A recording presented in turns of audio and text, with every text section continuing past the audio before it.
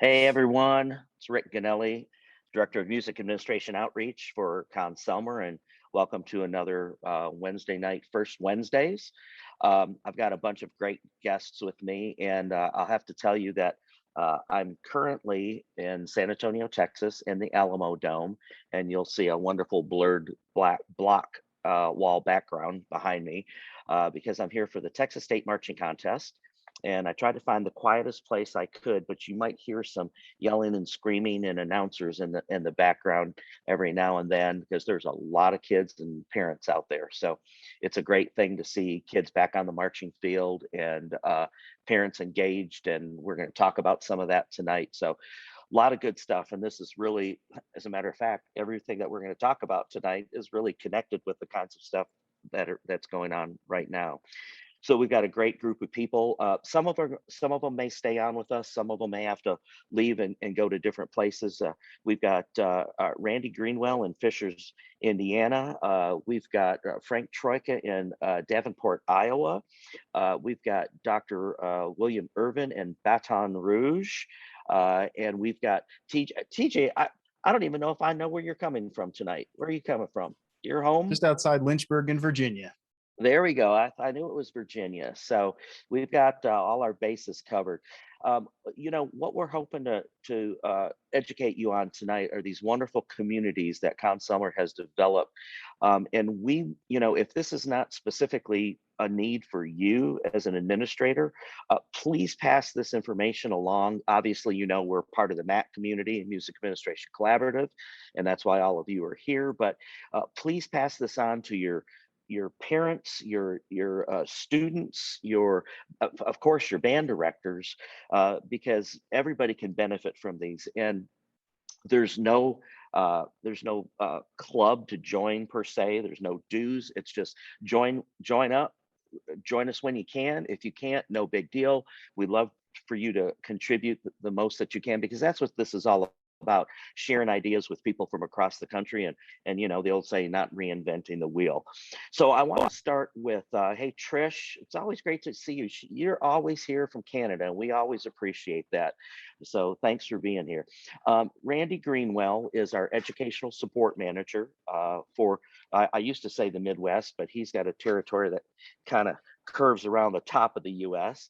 But Randy is, and myself and Will and TJ, we're all educational support managers.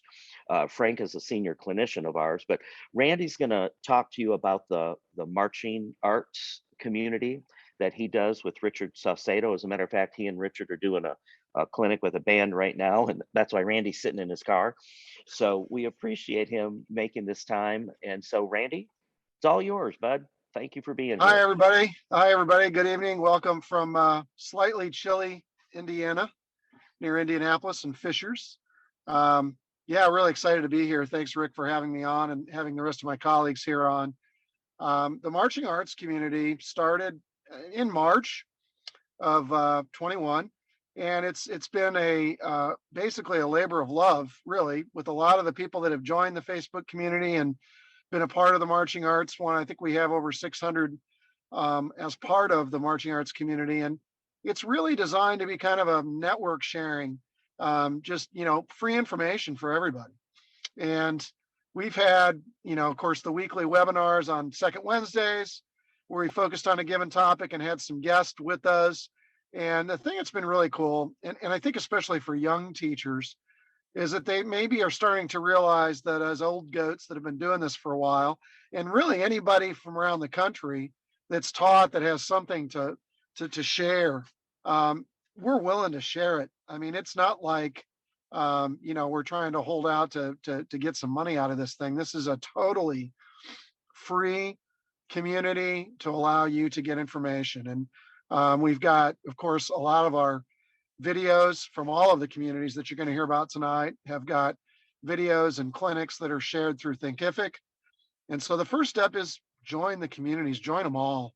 There's value. I mean, I've been on the HBCU community one, and I'm a learner, and most of us that are teachers are, right? So you're going to learn a lot just by visiting. And the thing that's really cool is we're all busy people. We got busy lives. And if we can't make a session, no reason to feel guilty. Everything is going to be taped. Everything's going to be in Thinkific for you.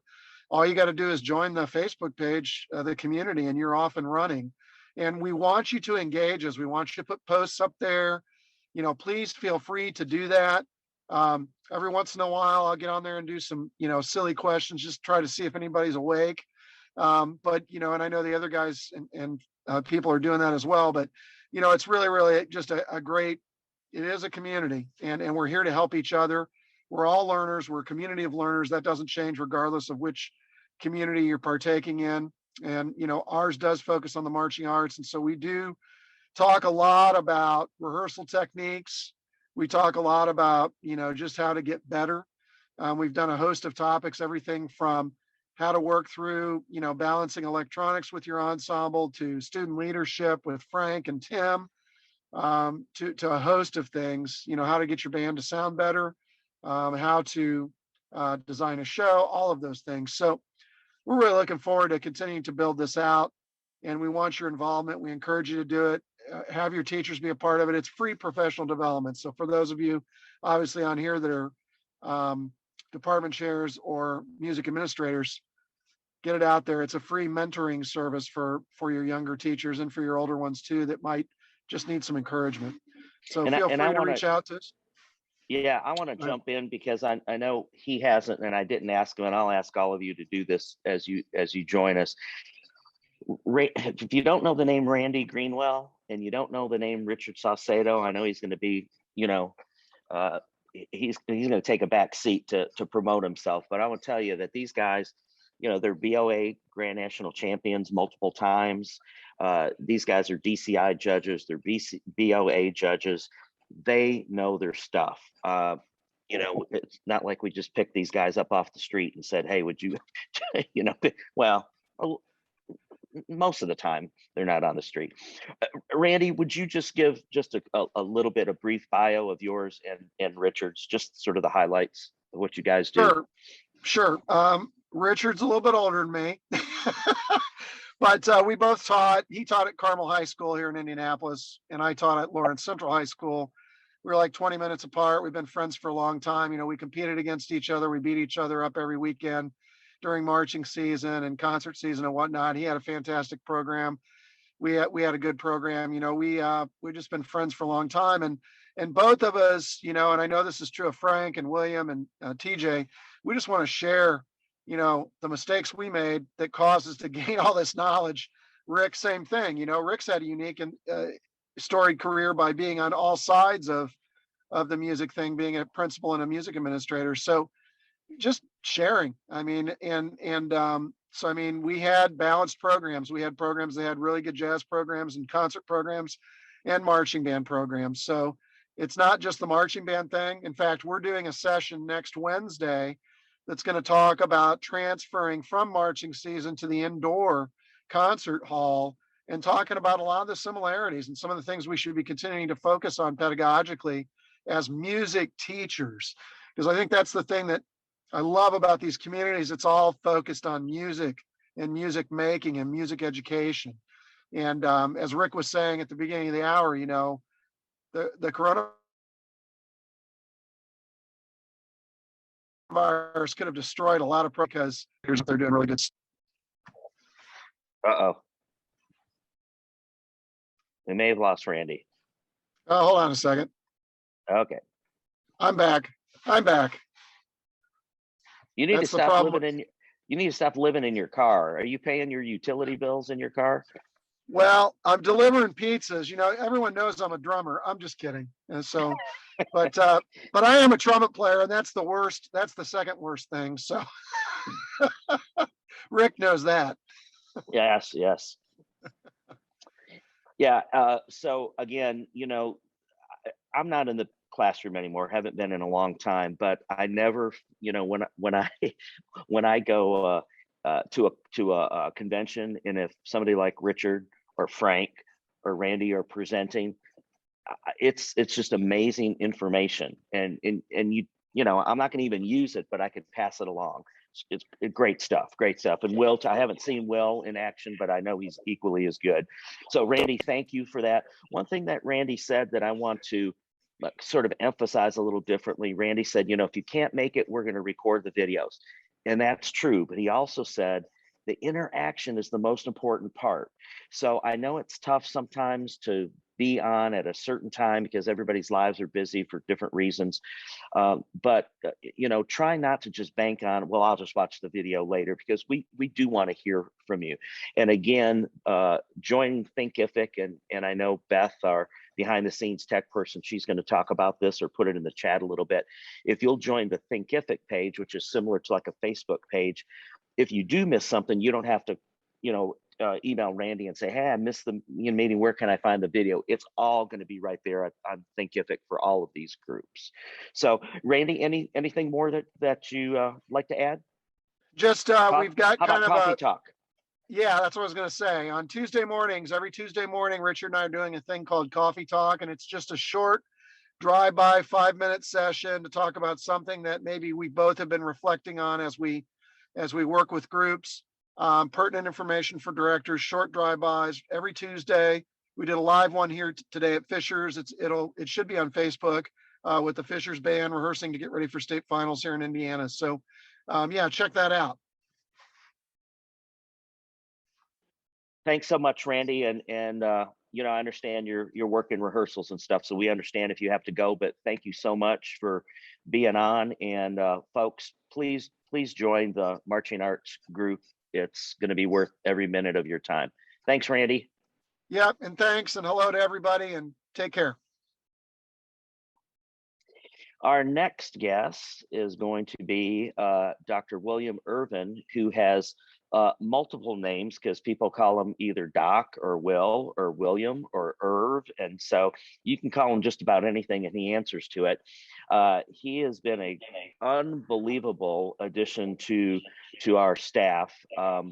Will's one of those guys where you can be with him and he knows everybody. I've been with him multiple times in different places, and he has a connection with somebody everywhere. I don't know how he does it, but he does. And he's been a great resource. And Will is a former band director, and he's got lots of experience with our HBCU communities. And he serves our Southeast US as educational support manager like TJ and I do. So Will, Doc, Irv, William, take it away. Man, hey man, if you think I'm going to answer, I'll tell you, you're right. Rick, it's a pleasure to be on, and Frank and TJ, it's great seeing you as well. And I really love seeing Randy and Richard Salcedo on the live today in the rehearsal at Fishers. It was kind of cool to watch them do that. And I just employ everybody to make sure you come out and really check out all the communities, even the HBCU Collective. It is definitely a place for music administration. Come by on the fourth Wednesdays and collaborate with the collective. That's all you got to remember. Collaborate with the collective, and you'll be in the know on everything dealing with HBCU community, everything dealing with underserved programs. You can learn how to navigate communicating with your music educators as they're trying to navigate communicating with you as administrators. It has been a blast learning from our friends and our family in the HBCU community. We've talked about a lot of stuff over the past few months. We started this thing back in May. We're the youngest of the communities so far. And we started back in May introducing our jazz outreach with Tia Fuller, as she was getting ready to headline the CSI Connect this summer. And Tia came on with some other HBCU jazz musicians, and we really had a great start to what is now a monthly hang of, music educators, music students, those who support HBCUs, those who contribute to HBCUs, and those who just want to learn more about the HBCU experience. They're there every fourth Wednesday, and we're just learning. We even went to talk about orchestra. We never really talk about orchestras in this side of the world, really, but orchestras are very, and we have to grow our programs in HBCU more to where they receive the same information and same fame as the bands, especially the marching bands in the HBCU experience. Also, but Will, you know what I would say, if you don't mind me interrupting, is the information your group provides is not just for HBCU schools. It's not. You had that young lady on, and I forget her name. I think she worked with maybe Florida A&M, but she was the marketing person. Yes, if I have that Brandy right. Mitchell. Yes, Yeah, she was Brandy. great. And I was already thinking, ooh, I got to get her for the Mac group because she was offering wonderful information. And that's talking about, telling your own story, branding and marketing your program. And we all need that. So that's why it's important. Like Randy said, join all the communities because every community has something for every. I mean, it's something that you can learn and take with you, whether you can use it or whether you can pass it down to educators within your district or within your parish or wherever you live. You can really help someone help themselves, and that's huge. Any information right now, we're lifelong learners as educators. At least we're supposed to be. And so, as long as we continue to learn, we'll continue to be relevant in education.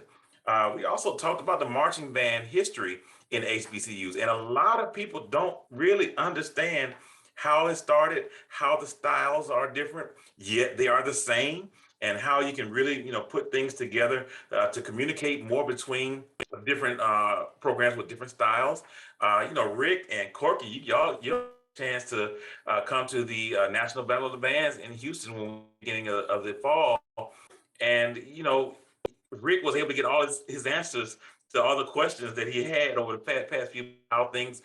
How things are done in the HBCU world, and we got a chance to he got a chance to actually speak with directors and speak with arrangers and speak with percussion instructors and just see how the bands perform and realize there are more similarities than differences. And we realize that music is the universal language, and therefore that makes and orchestra the great vehicles of making sure that those languages are transferred from highway to highway and byway to byway. Also, it is important that as music administrators that we navigate those conversations with you at the university level. Higher ed administrators, invite your higher ed administrators into this group as well, because when we're trying to navigate funding and fundraising and budgeting and all those things, yes, well, we got a big bucket that we deal with that, but there's another huge bucket with higher ed. So those of you who have connections with those administrators at that level, or if you just happen to be one of those administrators at the higher ed level, make sure you're just tagging 2 or 3 people, every month on first Wednesdays to come check out the MAC group, and on fourth Wednesdays and check out the HBCU Collective and just see what's going on in that side of the world. I mean, hey, we just released something today that's so cool, and I'm sure you'll hear about it later on. I just charge everybody, hey, share it as much as you can. We're doing musical moments with the HBCU Collective, and you get to hear about some of the, worldwide artists that are representing that, not only instrument makers or music composition companies or directors of different HBCU schools, but they are doing multiple things on the national stage, and you really want to hear what they have to say because you might be able to take that information to your teachers in your district, or if you're still part-time in the classroom or doing presentations all over the country, you can use this information to share that we're together with music education. We're doing some great things at Conselma, and I think all the communities working together these past few months have been tremendous. I mean, we're all sharing a part of each other's webinars and being on there, and that's been a great thing as well. Awesome. Well, thank you so much for sharing that. And yeah, again, we're going to sound like a broken record. Please join, please watch. It's all there for the taking. And we're really proud of what's happening in all these communities. Next is our educational support manager, TJ Weichel, who's on the East Coast. And he and Dr. David Vandewalker, who can't be on tonight with us, he had a last minute conflict that he wasn't aware of. David's the executive director of the parent community, and TJ works hand in hand with him. And so I believe we're going to maybe play a little video from David first, since he couldn't be here, and then we'll turn it over to TJ. Right, TJ? That sounds like a plan. So if Beth has that queued up, excuse me, or while Beth is getting that queued up, excuse me, Dr. David Vandewalker is on our screen. So I'll chime in after he's done. Hello, friends. I always value the time I get to spend with my MAC colleagues. Rick, thanks for the opportunity to be here tonight and share about the Parent Booster community with the team. So let's jump in. I believe the modern definition for a music educator is to be a CEO of a people-oriented small business with a serious music problem. Now, if you know me, you know I'm pretty serious about my music making.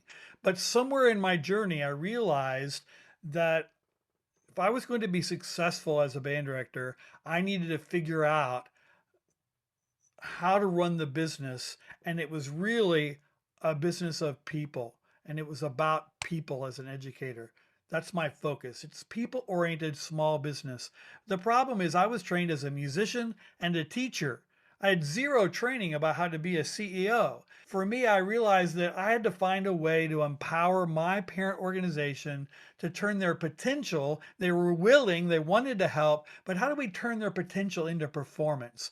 And over time, we developed a 6-step process that helped us focus our message and our method and our mission so that we could have a thriving organization.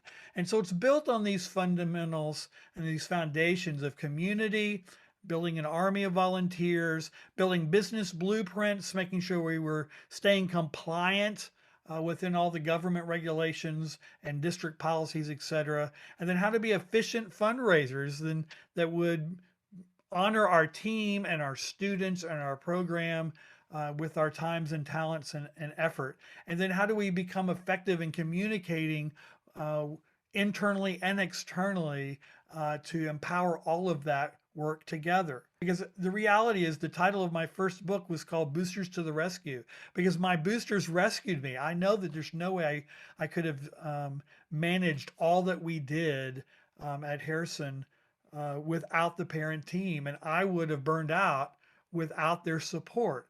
And so as a college professor for music education, and as a later as a music administrator, part of my vision became, how can we take this that we've learned about how to run programs and how to support booster clubs, and how can we share that to help support our team? And so that's why we're here sharing with you um, in this moment about our Conselmer Parent Booster community. So in this community, we meet on the third Wednesday of every month for free webinars to talk about how to turn this booster mess into thriving success. And so your directors, your booster club members can attend and be a part of these um, free webinars on the third Wednesday of every month. They last about an hour. And so we've talked about, how to engage our parents, and we've shared about the whole mindset of a shift from just being a parent to being a parent ambassador, and how do we create brand awareness within our community. Within the Parent Booster community, we're also sharing highlights and spotlighting different programs. For here you see Lassiter High School with Alfred Watkins sharing about how they built community, and Dr. Tim came and shared with us in the Parent Booster community about their significant role in leadership. And TJ did some questionnaires and did a lot of research, and we're talking about different apps, that whether it's related to how people run concession stands, or how they do their database management, or what kinds of technology or different programs across the country using to help each other. So we featured on that. And TJ also last month brought us crowdsource fundraising and some different ideas that people across the country have been using to support their programs. We just recently had Barry Morgan, a band director turned attorney and judge, help us understand some things about how not to lose our 501(c) status. And, we're sharing about great programs like the Walton Band, and how they shared with their community the taste of East Cobb, and how they run that fundraiser, and sharing those collaborative ideas in this network that is the Parent Booster community, that your team, your directors, your parents can be a part of. And then finally, the next step in that I'm really excited about is that we've taken the 6 steps and the different pillars and provided over 60 video lessons through the Strategic Booster Academy that's available now for subscription for programs. So now we have a way to share this on a whole new level. We have a chance for you to provide professional development for your teachers in your programs, your parent communities in online learning without having to take time off work, without having to spend travel dollars, but within their own program, they can come together and take the training, or they can do it independently, however they need. But we're really excited about that and want to walk you through just a little bit to show you how some of that breaks out. So everything in the booster community is all linked into a Thinkific community portal. So that makes it really easy for your team and your parents to come together and see replays or to sign in and see their coursework here in the Strategic Booster Academy. But you can see there's a welcome element, but it takes us through those 6 modules. And so here we have what is a strategic plan? How do we build that CEO partnership between your music teacher and your booster club? And how do we actually walk through the different elements of building a strategic plan? And how do we reflect and develop SWOT analysis and define what's possible as we create our next prescription for what's best next? And how do we actually engage in collaborative action together? And how do we create safe spaces as we're volunteers and adults working together but don't really have any ownership or authority over each other? You know, how do we engage in all of that type of work as volunteers? And then how do we develop our business blueprints as far as developing a modern executive board? And how do we build that blueprint of having our volunteer snapshots and making sure that we're empowered on how to take unique skills and talents of volunteers and pairing them to roles and responsibilities within the organization? And then there's a whole module on strategic appliance and what is a 501c3 and what are the key components for staying out of trouble, how to lose your status that we worked on in that free webinar last week. Some of that is expanded here, and what types of insurances and those kinds of things that booster clubs need. And then how do we really engage in strategic fundraising? What are some great models across the country out there? How do we find our target zone to know which ones are the best ones for us? And then how do we develop an event planning guide for a strategic fundraising blueprint that can be replicated year after year as our parent teams evolve and shift, right? And then, you know, how do we use the power of story and internal communication? And what's our communication plan as a booster club? And how do we manage all of that content? And how do we brand our programs? And so there's over 60 videos here in the full series that's available for your team all year long. There's also PDF downloadable workbooks that help walk them through and empower those brainstorming sessions and deriving their answers and walking them through each of those steps with each module. So now I'm going to pass the baton to TJ, and he's going to talk about our Facebook group and how you can network with the entire Parent Booster community. Yeah, so kind of piggybacking off, and David mentioned a lot of things that we've been doing that not only just benefit the parent booster groups, but also, and when we think about band programs, but actually even reaches out beyond that. We've had members of sports booster groups part of our webinars because it all relates. We're very, very fortunate in our group that we've got David as the band director with the experience and on that end of it. And then we're coupling that with myself in the booster group as a real-time band parent living each week, prepping for state championships that we host this weekend.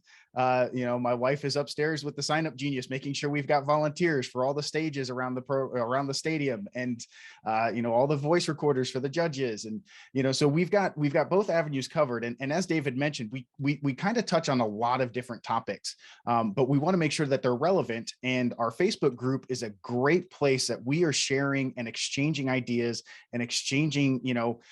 I polled the group at the end of September as we were prepping for our last session of those of you that have done crowdsourced fundraising, what programs or what applications have you used? And you saw a quick snapshot in David's video, and I reached out to all of those various groups that were shared through the Facebook group. And I reached out and I talked to them, and I asked all of them questions that they don't often get asked, because I'm also looking at it from my role as an ESM, an educational support manager here with Conselmer, working with the retailers, working with the stores, and working with the teachers, and my background on the retail and wholesale side and sales side. And it was impressive because a lot of them are like, no one's ever asked me that, but that is a fantastic question. And working through some of the challenges that programs face when they try and do these fundraisers and stuff. And so we're really trying to make sure that our community can relate not only to the parents. I mean, that's a huge part of it. I mean, the biggest part of it is, if you've been a band director, and with a booster group, that you're having turnover every year. Sometimes your officers turn over every year. If you're fortunate to get an officer that comes in early in their student's career, or have multiple siblings that they're able to stick around for a few years, it makes life a lot easier in your booster group. But oftentimes we don't have that luxury. And so we need to make sure that we have those plans put together. And what David's put together with the Strategic Booster Academy is a great tool to use in that. But we're also trying to just share and share knowledge, share experience. He mentioned, what are you using for concession stand payments? What are the different things there? And it's a great exchange of ideas that we have as a community. And just it's really fun to interact. I try and throw something out every Friday that asks a question of the group, something different about their program.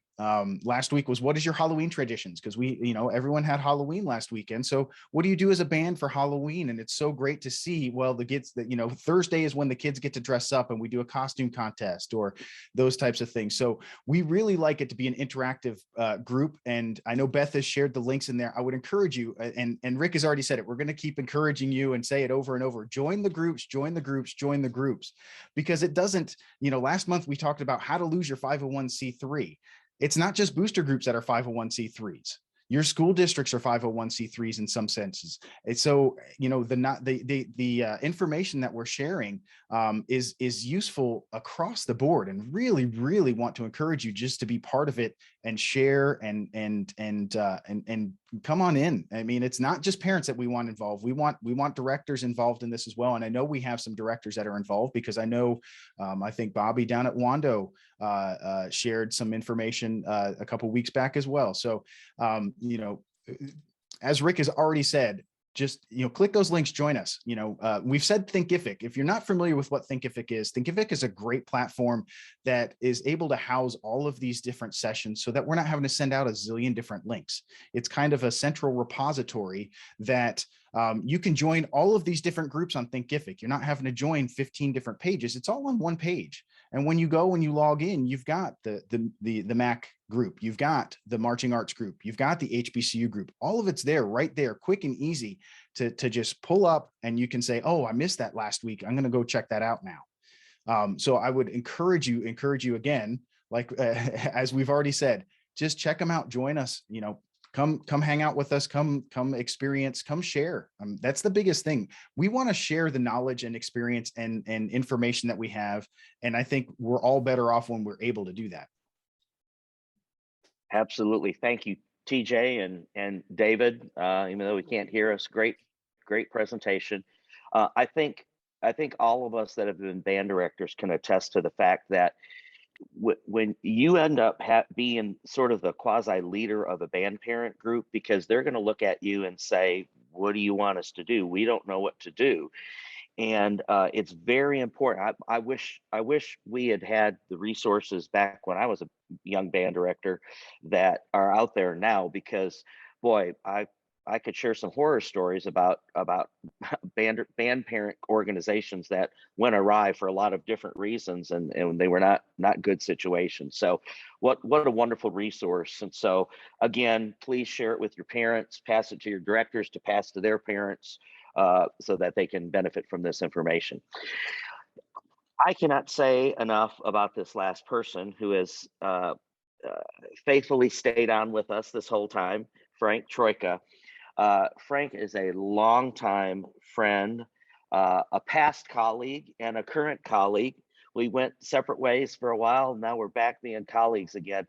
I think Frank, he's one of our senior clinicians in Frank is probably one of the most widely requested clinicians that we have. And for him to be in this student leadership group with the likes of Matthew Arau and our VP of Education, Dr. Tim Lotzenheiser, who basically taught everybody about how to do student leadership. And I saw Tim was in the chat here. I don't know if he's still on, but look, if you've ever tried to book any of these guys, you better book them a year in advance. And to have them all together on one night to learn about student leadership, there's no better place. So Frank Troika, it's all yours, my friend. Thank you, Rick, and thank you, everyone. And I'm so pleased that I get a chance to spend a little bit of time now with some administrators. I don't often get to do that much anymore. And as a band director, I'm not sure I looked forward to that. But now that I'm not a band director anymore, I look forward to it more than I ever used to. A little bit of irony there, which you find a lot when you retire. I want to jump back to something sort of philosophically, just for a moment. We're talking about these communities. I want to be sure that we all understand that these are not intended to be self-contained communities that live only in Thinkific. The idea here is to bridge the gap between the people we serve and those who are in a position to facilitate their efforts. So that means that, like right now, I'm in Davenport, Iowa. Well, I don't live in Davenport, Iowa. I'm here through the Consummer relationship forged with the local band program, spending several days here working with their concert program, working with their marching program, and then peripherally with their student leadership. So that's not really my primary focus here. But this is all about reaching out, making connections, and being an in-time resource. And that's also the philosophy driving the student leadership community.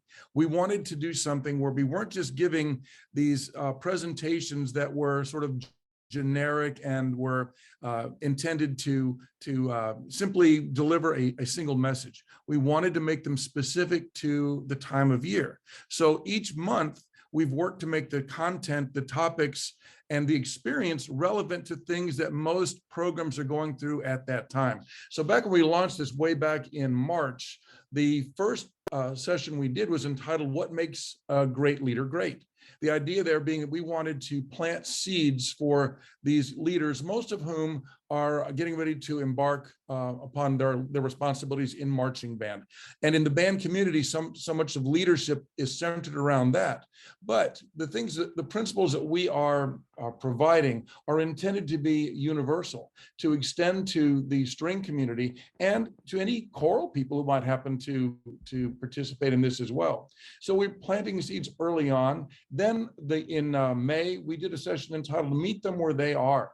And the intent there was to, rather than to just try to pick up where we left off, is to figure out where our kids are, how can our student leaders be most effective in relating to their peers and bridging the gap between the professional staff and the members at large, and being that link and that point of influence in developing the culture as well as the skills of the kids. In June, we did a session entitled "There's More Than One Path to the Top of the Mountain," in which we explored different philosophies and approaches to student leadership, all of which get us to the same place, basically. So we acknowledge that there are many, many different ways to achieve success and to approach the student leadership training or selection or their implementation, their effect on a program. And the idea there was to explore some of those different approaches.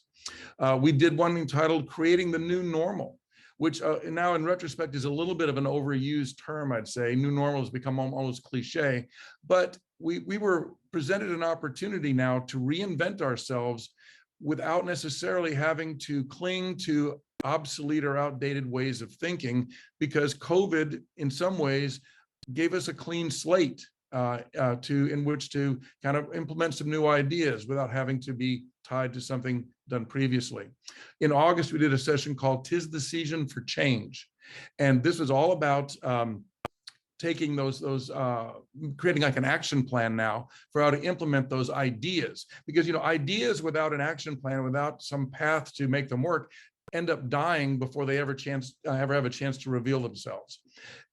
In September, the novelty of the new season has worn off now for most kids in marching band. They've been doing it throughout August, and now we're into September. So this session was entitled "Into the Thick of It." and which is a little bit of a nod to a TikTok meme. Most of the kids kind of figured that out. But it was about how do we approach the sort of mid-season slump where the novelty's worn off, the end of the season is pretty far down the line, and how do we continue to stay motivated when the tedium starts to set in as we work to continue to develop and perfect our shows or our concerts.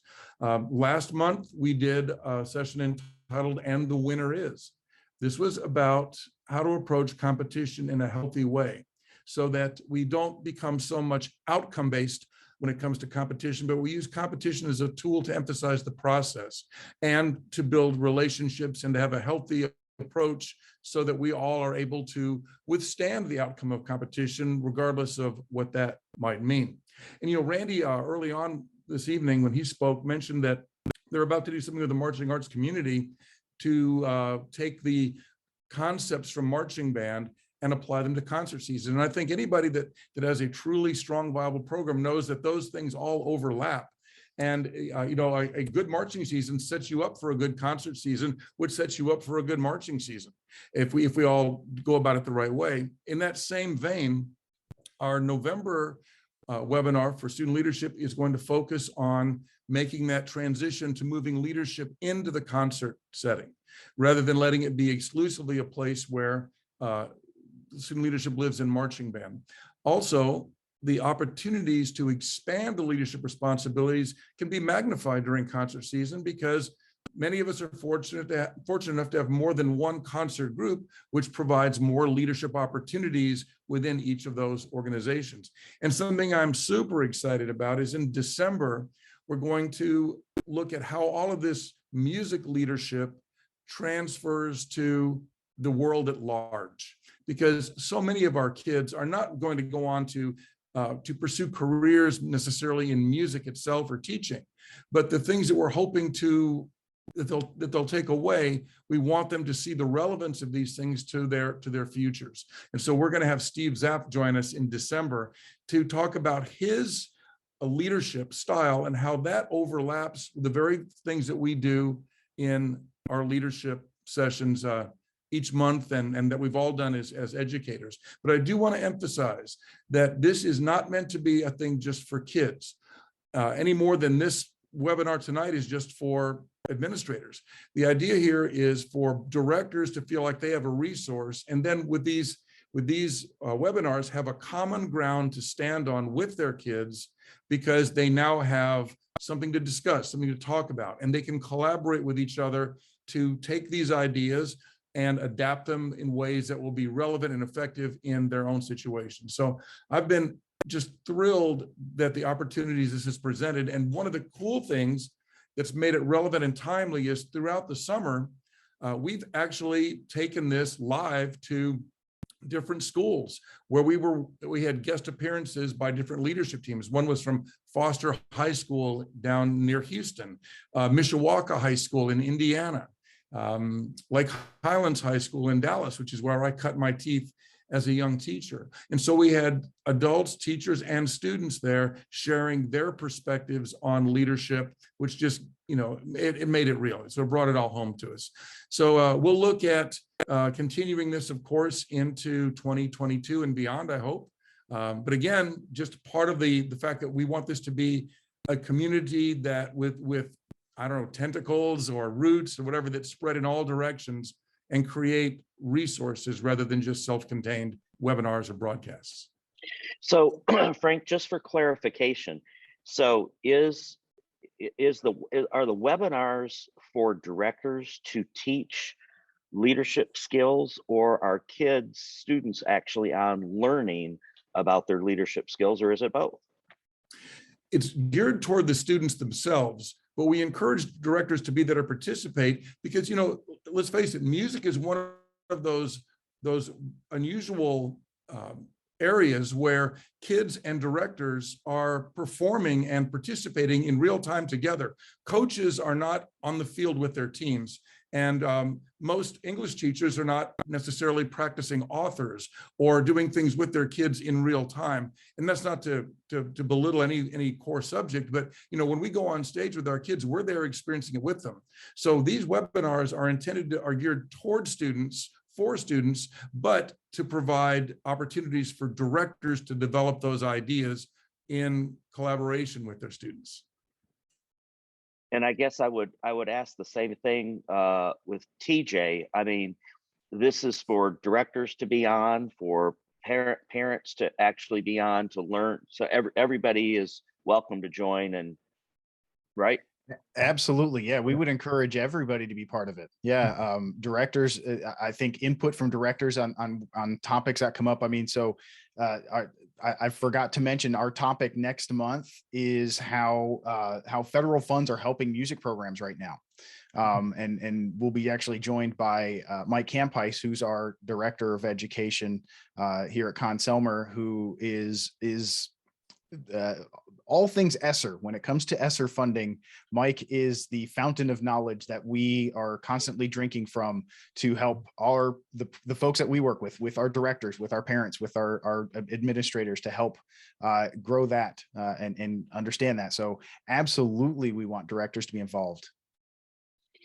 Great. Rick, if I could add one more comment, I do want to be sure that everybody, all our administrators understand that this student leadership community, this is not a Frank Troika show. Okay, this is Dr. Tim's brainchild. I get to work with Matthew Arau every week. We have, like as I mentioned, directors and students with us. And in November, we'll have Jarrell Horton joining us, sharing his perspective on leadership and then bridging that gap to the concert season as well. So it is definitely a collaborative effort, and one where we want to share as many perspectives as possible. Absolutely. Well, we're working on a little surprise here, but while we do, Will, go ahead. You had something. I just want to say, Frank, you're absolutely right. And the thing is, all these communities are connecting together, and that's just huge. And as you all have both talked about, we're going to talk this month of basically get ready, get set, go. And we're going to have a music education, career prep, and job placement discussion. And we're going to have some great people on that's going to put all this together, including host tonight, Mr. Rick Ganelli will be on with us as a music administrator. We have Mr. Tony White from Louisiana, Los Angeles Unified School District. And then we will have Dr. Tamisha Brock will be there with us, who is helping everybody pass these teacher tests along those lines now, for those who are having a rough time with that. And then we'll have Dr. Nicholas Thomas from Florida A&M University, of music education, to talk about how all of this works together so we get these students who were once student leaders, who are now student leaders at the college level, who are going to be teachers, to be prepared to get out there and place them in the right job so they can come back and be able to effectively help with the booster programs, or help with the administrators, or be able to navigate those communication activities with those administrators. So hey, all of this works together. And hey, if you don't join these groups, and when they're free, I can't tell you what else you can do to get this amount of information. Well, you see what we have a special guest that we hooked in and reeled them right in. So, and I'm gonna let Tim say a few words here in a second. Yeah. But about the parent booster group, I just want to say, with all the COVID stuff and all the shots and getting the immune, if we had just put parent boosters in charge of getting the COVID shots out, everybody would have got their shot on time. They would have had not only a reminder, but they'd also get a juice box when they went to get their shot. So, you can't put it past parents for getting the job done. So I always try to respect this gentleman's time, because as all of us know, he is super, super busy and running all over the country still, and again, I should say, which is good. But when I saw him in the chat, I thought, oh, he's on. I wonder if we could reel him in. So Tim, thank you so much for joining us at the last minute. You have any closing remarks you'd like to make? I don't like to talk in front of people, so Well, that's okay. When they saw you get on, a whole bunch of people left anyway, so you're okay. Well, no, he jumped on now because he's coming in to correct all the things I screwed up. Is that what I gathered from this? He's No, all this of our is- boss, so you know. It's great. First of all, thanks for inviting me to do this. I get on these sessions to learn, to be really honest. I just thought it'd be so cool if there was a grocery store that you could just walk into and get anything you want for your meal. And then the next week, go back and be a whole bunch of new stuff. And that's basically what the communities are. It's a free grocery store. You can get all the nourishment that you want. And to all the people listening, first of all, thank you for joining us. But the commonality, everybody's talking about what ties these groups together. And the commonality is that the people that are running them have huge hearts, great spirit, and they do it for the right reasons. That's why there's no price tag on it. So please come and be a part of the family. There's always a seat at the table for you, and there's always plenty and plenty of food for you to eat and join with us. I'll give it back to you, Rick. I love all you guys. You know that. I'm going to be in Thank San you. Antonio tomorrow too, so I might see you there. Oh, okay. Sounds good. All right. Well, thank you, Tim. Really appreciate that. It's always great to hear from you. And guys, you know, you're my heroes too. Thank you for taking the time to talk about all this and to spread all this information. And okay, one last time, everybody, join the groups. Join Thinkific.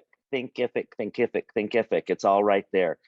Frank, have a good time in Iowa.